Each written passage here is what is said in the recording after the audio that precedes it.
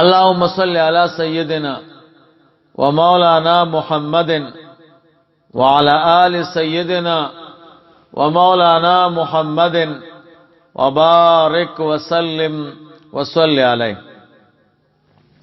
یو ملګری پوښتنه کړې ده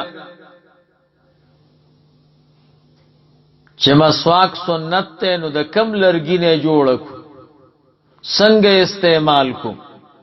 نو جواب، مسواک سنت مؤکد ده. علماء لیکلي دي د داسې ونې نه پکار دی چې ترخی ونې سره خوله ښه پاکېږي، ډبلواله د کچ ګوتې په اندازای، اوږدواله د وزیر ګوتې په اندازای، او مسواک چې څوک وهي نو د خولې په طول به وي، په عرض نه. ويستاک طولا لا عرضا.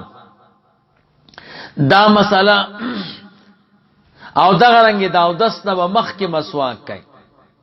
دا مسله مولانا عبدالحی صاحب لیکلې ده فتاوا، خپل فتاوا کې فتاوی لکنوی اول جلد صفحه 2.